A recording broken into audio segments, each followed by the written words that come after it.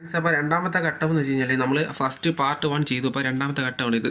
അപ്പോൾ ഇവിടെ നമ്മൾ ചെയ്യേണ്ടതെന്ന് വെച്ചാൽ ട്രാൻസ്ഫോമർ വളരെ കൃത്യമായിട്ട് ഇത് നമ്മുടെ ഹോളിട്ട് അടിയിൽ തന്നെ ഹോളിട്ട് ഇങ്ങനെ കാണാൻ പറ്റും. ഇവിടെ അടിയിൽ നിന്ന് നമ്മൾ ഹോൾ ചെയ്ത് സ്ക്രൂ നെട്ട് ബോൾട്ട് ഇട്ട് വളരെ കൃത്യമായിട്ട് അത് അനങ്ങാത്ത രീതിയിൽ അതിനെ ഉറപ്പിക്കുക എന്നുള്ളതാണ് നമ്മൾ അടുത്തായിട്ട് ചെയ്തിരിക്കുന്നത്.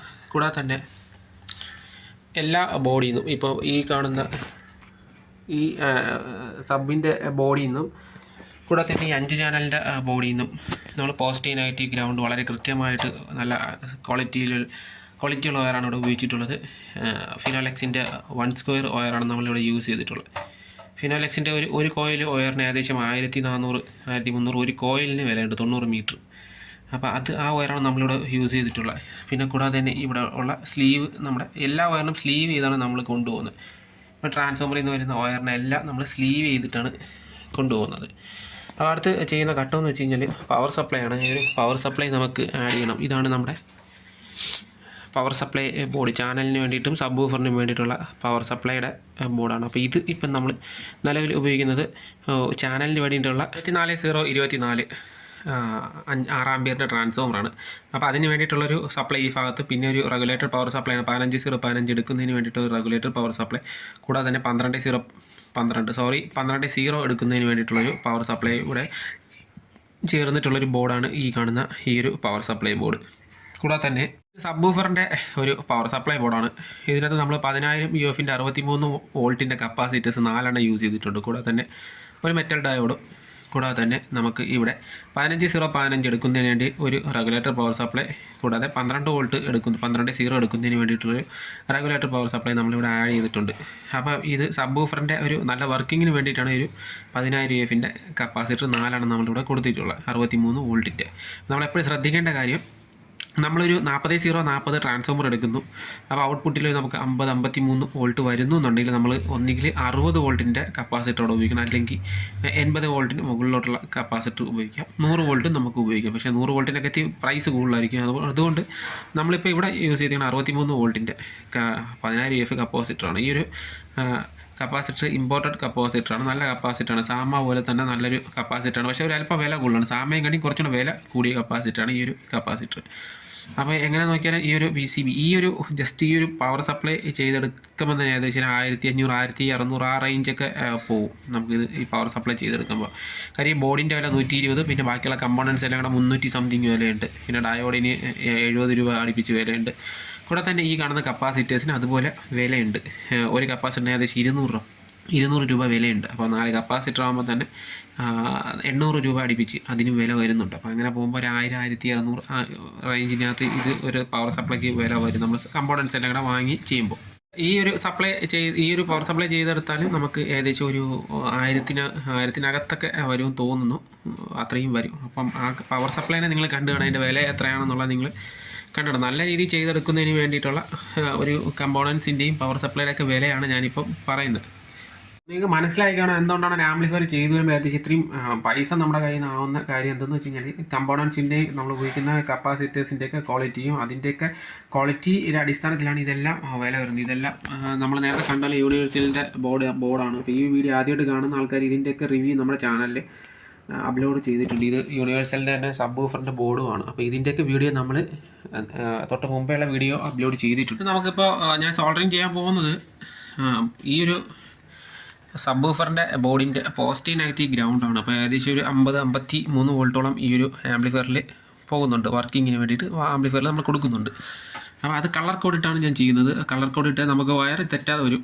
അപ്പോൾ അതുകൊണ്ടാണ് ഇപ്പോൾ പച്ച ഗ്രൗണ്ടും ചുവപ്പ് പോസിറ്റീവും മഞ്ഞ നെഗറ്റീവും അങ്ങനെയാണ് ഞാൻ എടുത്തിട്ടുള്ളത്. അപ്പോൾ നമ്മളത് കൃത്യമായിട്ട് ഇവിടെ സോൾഡറിങ് ചെയ്ത് പിടിപ്പിക്കാൻ പോവുകയാണ്. നമ്മളിവിടെ വയർ സോൾഡറിങ് ചെയ്തിരിക്കുന്നത് നെഗറ്റീവ് സൈഡ്, ഇത് ഗ്രൗണ്ട് സൈഡ്, പോസിറ്റീവ് സൈഡ്. അപ്പോൾ ഇവിടെ ഞാൻ ചെയ്തേക്കുന്നതെന്ന് വെച്ച് കഴിഞ്ഞാൽ നമുക്ക് ഭംഗി വേണം, ആംപ്ലിഫയറിൻ്റെ വയറിങ് കാണാൻ നല്ല ഭംഗിയൊക്കെ വേണം. പക്ഷേ നമ്മൾ ചെയ്യുമ്പോൾ എപ്പോൾ ചെയ്താലും ചില ആംപ്ലിഫയർ ഞാൻ കണ്ടിട്ടുണ്ട് വയറൊക്കെ നല്ല അടിപൊളിയായിട്ട് ഒതുക്കി ഒട്ടിച്ചൊക്കെ വെച്ചിട്ടുണ്ട്. പക്ഷേ അത് നമ്മുടെ കയ്യിൽ സർവീസിനെത്തുമ്പോൾ അത് നമുക്ക് സർവീസ് ചെയ്യാൻ ഭയങ്കര ബുദ്ധിമുട്ടാണ്. ഇങ്ങനെ വയർ കട്ട് ചെയ്തെടുക്കേണ്ടി വരും. അപ്പോൾ നമ്മളിവിടെ ചെയ്യേണ്ടതെന്ന് വെച്ച് കഴിഞ്ഞാൽ കുറച്ച് ലൂസ് ഇട്ട് വയ്ക്കുക. ആംപ്ലിഫയറിനകത്ത് പവർ സപ്ലൈ സെറ്റ് ചെയ്യുന്ന സമയത്ത് നമുക്കത് കുറച്ച് വയറിങ് തമ്മിൽ ലൂസ് വേണം. അതായത് ഇളക്കി ഈ ആംപ്ലിഫയർ ഞാനായിരിക്കും ചെയ്യുന്നത്. പക്ഷേ സർവീസ് ചെയ്യുന്ന വേറെ ഏതെങ്കിലും ആളാണെന്നുണ്ടെങ്കിൽ അവർക്ക് ഇളക്കി സർവീസ് ചെയ്യാൻ പറ്റുന്ന രീതിയിലായിരിക്കണം നമ്മളത് ചെയ്യാനുള്ളത്. ഇതിലായിട്ടുള്ള വീഡിയോ വേണമെന്ന് പല ആൾക്കാരും ആവശ്യപ്പെട്ടുകൊണ്ടാണ് ഞാൻ ഇങ്ങനെ ചെയ്യുന്നത്. വീഡിയോ ചിലപ്പോൾ ലെങ്തി ആവാം, ചിലപ്പോൾ ബോറടിക്കാം, താല്പര്യമുള്ള ആൾക്കാർക്ക് കാണാമില്ലെങ്കിൽ സ്കിപ്പ് ചെയ്ത് പോവാം. അപ്പോൾ ഇവിടെ നമ്മൾ അടുത്ത് ചെയ്യുന്നതെന്ന് വെച്ച് കഴിഞ്ഞാൽ ഈ ഒരു 4040 10 ആമ്പിയർ ട്രാൻസ്ഫോമറിൻ്റെ AC ഔട്ട്പുട്ട് 4040 നമ്മൾ ഈ ഒരു പവർ സപ്ലൈയുടെ ഡയോഡ് സെക്ഷനിലേക്ക്, റെക്ടിഫയർ സെക്ഷനിലേക്ക് നമ്മൾ കൊടുക്കുകയാണ്. അപ്പോൾ അത് നമുക്ക് അടുത്ത വയർ, ഈ വയറാണ് ഈ കാണുന്നത്. അതിൽ കളർ കോഡ് പച്ച ഗ്രൗണ്ട്, ചുവപ്പ് AC, മഞ്ഞ AC അങ്ങനെയാണ് കിട്ടുന്നത്. പച്ച ഗ്രൗണ്ട് ആയിരിക്കും. അപ്പോൾ നമുക്ക് ഇതിന് അടുത്ത് സോൾഡറിങ് ചെയ്യാം. ശ്രദ്ധിക്കേണ്ട ഒരു കാര്യം, 3 ഡയോഡാണ് ഞാൻ ഇവിടെ ഇട്ടിട്ടുള്ളത്. അപ്പം ഈ ഡയോഡിൻ്റെ സൈഡിൽ പോസിറ്റീവ് ACയും മാർക്ക് ചെയ്തിട്ടുണ്ട്. അപ്പോൾ നമ്മൾ സോൾഡറിങ് ചെയ്യേണ്ടത്, അതായത് നമ്മുടെ ട്രാൻസ്ഫോമറിൽ നിന്ന് വരുന്ന സപ്ലൈ നമ്മൾ ആ ഒരു ഗ്രൗണ്ട് AC 40 AC ഗ്രൗണ്ട്, അത് നമ്മൾ സോൾഡറിങ് ചെയ്യേണ്ട എങ്ങനെയാണെന്ന് വെച്ച് കഴിഞ്ഞാൽ AC എന്ന് മാർക്ക്, ഈ ഒരു ഡയോഡിൻ്റെ അവിടെ AC എന്ന് മാർക്ക് ചെയ്തിട്ടുണ്ട്. അപ്പോൾ നമ്മൾ തിരിച്ച് നോക്കുന്ന സമയത്ത് ഇതാണ് AC. ഈ ACയിലാണ് നമ്മൾ ഇത് സോൾഡറിങ് ചെയ്യണം. അതായത് ട്രാൻസ്ഫോമറിൽ നിന്ന് വരുന്ന വയർ ഈ ഒരു ACയിലും ഇവിടെ AC ഇങ്ങനെ ക്രോസിംഗ് ആണ്. ഇത് പോസിറ്റീവും ഇത് നെഗറ്റീവും ആയിരിക്കും. അത് ഈ ഒരു കപ്പാസിറ്ററിൻ്റെ സൈഡിൽ നമുക്ക് നോക്കുമ്പോൾ മനസ്സിലാവും. ഫ്രണ്ട്സ്, നമ്മളിവിടെ സോൾഡറിങ് ചെയ്തേക്കാണ്. ഈ ഒരു ഡയോഡിൻ്റെ ഈ ഒരു ഭാഗം, അതിൻ്റെ നേരെ ക്രോസ് ആയിട്ട് ഈ ഒരു ഭാഗമാണ് എക്സ് ഷേപ്പിലാണ്. നമ്മൾ എക്സ് എന്ന് വിചാരിച്ചാൽ മതി. എക്സിൻ്റെ ഒരു വര, ആ ഫസ്റ്റ് വര എന്ന് പറയുന്നത്, ഫസ്റ്റ് ലൈൻ എന്ന് പറയുന്നത് ഒരു ACയും അടുത്ത ACയാണ്. ആ ട്രാൻസ്ഫോമറിൽ വരുന്ന AC നമ്മൾ മുകളിലും താഴെയായിട്ട് കൊടുത്തു. അത് ഡയോഡിൻ്റെ മറു സൈഡിൽ, ഞാൻ നേരത്തെ പറഞ്ഞ ഡയോഡിൻ്റെ മറു സൈഡിൽ AC എന്ന് എഴുതിയിട്ടുണ്ടായിരിക്കും. അതിൻ്റെ അതേ സൈഡിൽ ഇപ്പുറത്ത് ഒരു എക്സ് ക്രോസ് ചെയ്ത് ഒരു ലൈൻ ഇട്ടാൽ മതി. നിങ്ങൾ ലൈൻ മനസ്സിൽ വിചാരിക്കുക. അതിൻ്റെ ഇവിടെ വന്നിട്ട് ഇവിടെ നമ്മൾ കൊടുക്കുക, അത്ര തന്നെ. AC പിന്നെ വരുന്ന ഗ്രൗണ്ട്, ഈ പച്ച വയർ ഗ്രൗണ്ടാണ്. ആ ഒരു ഗ്രൗണ്ട് ഞാൻ ഇവിടുത്തെ ഗ്രൗണ്ടിലും സോൾഡറിങ് ചെയ്തു. ഇങ്ങനെയാണ് നമുക്ക് ചെയ്യാനുള്ളത്. ഇത് പലർക്കും അറിയാം, അറിഞ്ഞൂടാത്ത ആൾക്കാർക്ക് വേണ്ടി ഞാൻ ജസ്റ്റ് പറഞ്ഞതേ ഉള്ളൂ. കാര്യം ഫുൾ ലെങ്തി വീഡിയോ ഇടുമെന്ന് ചോദിച്ചിട്ടുണ്ടായിരുന്നു. അപ്പോൾ അതുകൊണ്ടാണ് ഞാൻ ഇതിങ്ങനെ ചെയ്യുന്നത്. ഇനി അടുത്ത് വരുന്നതെന്ന് വെച്ച് കഴിഞ്ഞാൽ ഇവിടുത്തെ സെക്ഷനാണ്. 15 റെഗുലേറ്റർ പവർ സപ്ലൈ, 12 ആ ഒരു റെഗുലേറ്റർ പവർ സപ്ലൈ ആണ് അടുത്ത് നമ്മൾ സോൾഡറിങ് ചെയ്യാനായിട്ട് പോകുന്നത്. ഇതാണ് നമ്മൾ യൂസ് ചെയ്യുന്ന വയർ. ഫിനോലെക്സിൻ്റെ നല്ല വയറാണ് ഈ യൂസ് ചെയ്യുന്നത്. കൂടാതെ നമ്മൾ ഇവിടെ യൂസ് ചെയ്തിരിക്കുന്നത് ഇത് RR കേബിളാണ്. RR കേബിൾ കുറച്ച് നല്ല ഫ്ലെക്സിബിളായിട്ട് ഇങ്ങനെ വളഞ്ഞൊക്കെ ഇരിക്കുന്ന ടൈപ്പ് കേബിളാണ്. അപ്പം അതുകൊണ്ട് ആണ് ഇവിടെ നമ്മൾ കുറച്ച് അത് പോയിട്ട് കുറച്ച് നല്ല കോപ്പറും കൂടെയാണ്. ഇത് നല്ല കോപ്പർ തന്നെയാണ്, പക്ഷേ ഇത് കുറച്ചും കൂടെ നല്ല കോപ്പറായിട്ട് എനിക്ക് തോന്നി. അപ്പോൾ പവർ സെക്ഷനിൽ ഞാനത് യൂസ് ചെയ്തത്. പക്ഷേ നല്ല വിലയുണ്ട്. 1400 രൂപ ഒരു കോയിലിന് വിലയുണ്ട്. നല്ല വിലയുള്ള വയറാണ് നമ്മളിവിടെ യൂസ് ചെയ്യുന്നത്. അപ്പോൾ നോയ്സ് വളരെ കുറഞ്ഞ് കിട്ടും എന്നുള്ളതാണ് ഒരു പ്രത്യേകത. 1 സ്ക്വയർ യൂസ് ചെയ്താലുള്ള പ്രത്യേകത. ഈ ഒരു ട്രാൻസ്ഫോമർ 4040 18 12 ആണ്. അപ്പോൾ അതിൽ ഒരു 12 നമ്മൾ ഈ ഒരു സ്പീക്കർ പ്രൊട്ടക്ഷൻ ബോർഡിന് കൊടുത്തിട്ടുണ്ടായിരുന്നു. 4040 നമ്മൾ ഈ ഒരു ബോർഡിൻ്റെ സബ്വൂഫർ സെക്ഷൻ്റെ പവർ സപ്ലൈ വേണ്ടി കൊടുത്തിട്ടുണ്ടായിരുന്നു. ഇനി നമ്മൾ എടുക്കുന്നതെന്ന് വെച്ച് കഴിഞ്ഞാൽ ഇവിടെ എടുക്കുന്നത് ഈ ഒരു ട്രാൻസ്ഫോമറിൻ്റെ തന്നെ 18 ഇവിടെ ഒരു പവർ സപ്ലൈ ഉണ്ടാക്കുന്നതിന് വേണ്ടി 15 റെഗുലേറ്റർ പവർ സപ്ലൈ ചെയ്യുന്നതിന് വേണ്ടി നമ്മൾ എടുത്തിരിക്കുകയാണ്. അപ്പോൾ ഇനി നമ്മൾ അടുത്തത് നമുക്ക് സോൾഡറിങ് ചെയ്യാം. നമ്മൾ ആ ഒരു 18 സപ്ലൈ എടുത്തിട്ട് ഈ ബോർഡിൽ കൊടുത്തിരിക്കുകയാണ്. ഇവിടെ ഈ വെള്ള വയർ ഗ്രൗണ്ടും ഈ 2 ചുവപ്പ് 18 ആണ് നമ്മൾ കൊടുത്തിരിക്കുന്നു. അത് ഇതുവഴി നേരെ കയറിയിട്ട് ഇവിടെ റെഗുലേറ്റ് ചെയ്ത് 18 ആയിട്ട് നമുക്ക് ഔട്ട്പുട്ടിൽ 15 ഔട്ട്പുട്ടായിട്ട് നമുക്ക് ഔട്ട്പുട്ടിൽ വരും. നമ്മളത് സബ് ഫിൽറ്ററിന് വേണ്ടിയിട്ടാണ് അത് എടുക്കുന്നത്.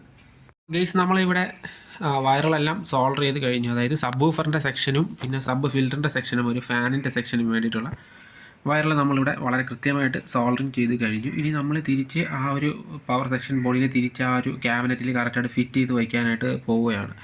അപ്പോൾ നമ്മൾ ശ്രദ്ധിക്കേണ്ട കാര്യം എന്ന് വെച്ചാൽ പോസിറ്റീവ് നെഗറ്റീവ് ഗ്രൗണ്ട് എല്ലാം വളരെ കൃത്യമായിട്ട് നമ്മൾ സോൾഡറിങ് ചെയ്തെടുക്കേണ്ടതായിട്ടുണ്ട്. അപ്പോൾ ഇതുപോലത്തെ PCB വാങ്ങിക്കുന്ന ചില സമയങ്ങളിൽ ചില ബോർഡുകളിൽ ഇതിലിപ്പം പോസിറ്റീവ് നെഗറ്റീവ് ഗ്രൗണ്ട് എന്നുള്ള ഔട്ട്പുട്ട് നമുക്ക് എടുക്കണം. ഈ ഒരു സൈഡിൽ നിന്നാണ് നമ്മൾ എടുക്കുന്നത്. പോസിറ്റീവ് നെഗറ്റീവ് ഗ്രൗണ്ട് ഈ സൈഡിൽ നിന്നാണ് എടുക്കുന്നത്. പക്ഷേ ഇവിടെ നമ്മൾ AC ഗ്രൗണ്ട് AC ഗ്രൗണ്ട് അങ്ങനെയാണ് കൊടുക്കാറുള്ളത്. അപ്പോൾ ഇവിടെ നിലവിൽ ശ്രദ്ധിക്കേണ്ട കാര്യം എന്ന് വെച്ച് കഴിഞ്ഞാൽ ഈ ബോർഡിൻ്റെ ഈ ഭാഗത്ത് ഗ്രൗണ്ടും ഇവിടെ 2 AC ആണ് വരുന്നത്. പക്ഷേ ഇപ്പുറത്തോട്ട് വരുമ്പോൾ ഇവിടെ ഒരു ഗ്രൗണ്ടും 2 സൈഡിലായിട്ടാണ് ഇവിടെ AC വരുന്നത്. അപ്പോൾ അത് നമ്മൾ വളരെ ശ്രദ്ധിക്കേണ്ട കാര്യമാണ്. നമ്മൾ സോൾഡറിങ് ചെയ്യുന്ന സമയത്ത് വളരെ കൃത്യമായിട്ട് അത് നോക്കി ചെയ്തെടുക്കേണ്ട കാര്യമാണ്. അതുകൊണ്ടാണ് ഞാനിത് എടുത്തു പറഞ്ഞത്. അപ്പോൾ നമുക്ക് ഈ ഒരു ബോർഡിനെ തിരിച്ച് അതുപോലെ ഫിറ്റ് ചെയ്ത് വയ്ക്കാം. അപ്പോൾ ഫ്രണ്ട്സ്, നമ്മൾ ആ ഒരു പവർ സെക്ഷനിലുള്ള ഒരു പവർ സപ്ലൈ ബോർഡ് നമ്മൾ അവിടെ ഫിറ്റ് ചെയ്തു. വയറിംഗ് എല്ലാം ഈ ഒരു സെക്ഷൻ്റെ വയറിംഗ് എല്ലാം പൂർത്തിയാക്കിയിട്ട് നമ്മളത് ഫിക്സ് ചെയ്ത് നോക്കി. ഇനി നമുക്ക് ചെയ്യേണ്ടതെന്ന് വെച്ച് കഴിഞ്ഞാൽ ഈ ഒരു സെക്ഷൻ കറക്റ്റാണോ എന്ന് നമുക്ക് നോക്കേണ്ടതായിട്ടുണ്ട്. അപ്പോൾ നമുക്കതൊന്ന് ഒരു ബൾബ് വെച്ചൊന്ന് ചെക്ക് ചെയ്ത് നോക്കാം. അതായത് ബൾബ് നമ്മളൊരു കണക്ഷൻ ഉണ്ടാക്കിയതിന് ശേഷം നമ്മൾ അത് വയർ സോൾഡറിങ് ചെയ്ത് കണക്ഷൻ കൊടുത്ത് നമ്മൾ നോക്കും. അപ്പോൾ നമ്മൾ ചെയ്തതിൽ എന്തെങ്കിലും മിസ്റ്റേക്ക്, വയർ തിരിഞ്ഞു പോവുകയോ ഷോർട്ട് ഉണ്ട്, അങ്ങനെ എന്തെങ്കിലുമൊക്കെ പ്രശ്നം ഉണ്ടെന്നുണ്ടെങ്കിൽ നമുക്ക് ആ ബൾബ് തെളിഞ്ഞ് നിൽക്കുന്നതായിട്ട് നമുക്ക് കാണാൻ പറ്റും. നമ്മൾ കണക്ഷനൊക്കെ കൊടുത്തു വെച്ചിട്ടാണ് ഇത് ചെയ്തത് ശരിയാണോ, എന്തെങ്കിലും പണി കിട്ടിയിട്ടുണ്ടോ നമുക്ക് നോക്കാം. അപ്പം ഗെയ്സ് നമുക്ക് ഇവിടെ 8ൻ്റെ പണി കിട്ടുകയാണ്. ഇവിടെ എവിടെയോ ഷോർട്ട് ഉണ്ട്, നമ്മൾ ചെയ്തതിലോ അതില്ലെങ്കിൽ എന്തെങ്കിലും ഷോർട്ട് ഇവിടെ ഉണ്ട്. അപ്പോൾ നമുക്കത് എന്താണെന്നൊന്ന് നോക്കാം. ഫ്രണ്ട്സ്, ഇതിൽ എവിടെ ഒരു ചെറിയ പണി കിട്ടിയിട്ടുണ്ട്, അതാണ് ബൾബ് തെളിഞ്ഞ് നിന്നത്. അപ്പോൾ നമുക്കത് ചെക്ക് ചെയ്യാം. ഗെയ്സ്, ഞാനത് നോക്കിയായിരുന്നു.